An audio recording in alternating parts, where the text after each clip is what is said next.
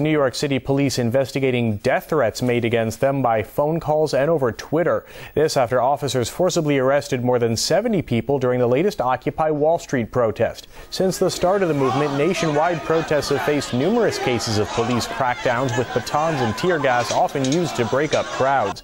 As the movement continues, so does Washington's desire to silence the U.S. public, according to RT's Marina Portnaya in this report.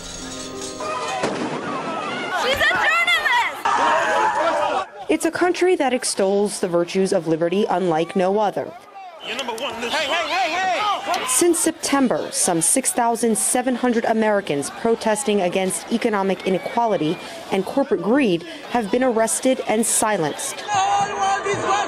A police offensive aimed at crushing Occupy Wall Street has succeeded in shattering America's globally marketed brand of freedom. What it's made people realize is the kind of devastating state of our ability to be in a place of dissent in America, and how challenged that is and how oppressed that is. And I think people thought they were freer to dissent and protest until they tried to.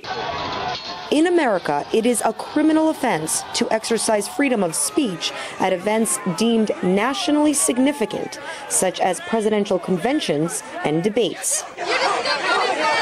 Protesting in areas where the U.S. president or anyone protected by the Secret Service may be visiting is considered a felony, punishable with hefty fines and up to 10 years in jail. The Federal Restricted Buildings and Grounds Improvement Act, known as H.R. 347, is a law most Americans don't know about, but you don't have to do a lot to feel its force. We represent people who are charged with felony offenses solely because they put up posters, they put up signs asking people to join in demonstrations, and they've been arrested by the police, detained, held on $25,000 bail and charged with felonies. With NATO and G8 protest posters popping up nationwide, U.S. lawmakers are tightening up. Recent act amendments include prohibiting protests around the White House and broader language to make arrests and prosecution easier. I think that this is a specific response to sort of the fear that we are actually going to be effective in, transforming the political landscape. Katie Davison was arrested twice last year while taking part in legal, non-violent Occupy Wall Street demos in New York. I feel like we are living in an authoritarian government. Here we sort of sprinkled democratic, words all over everything as if, we have all these freedoms that we actually don't.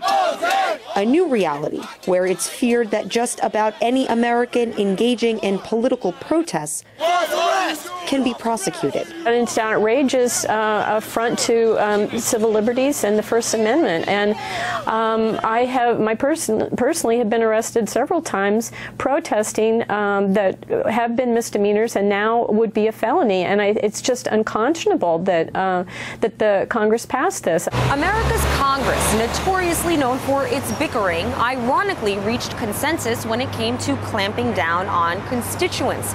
Only 3 elected officials voted against expanding federal restrictions on protests.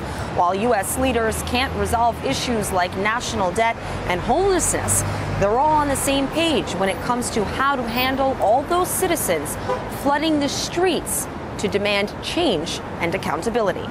Marina Portnaya, RT, New York.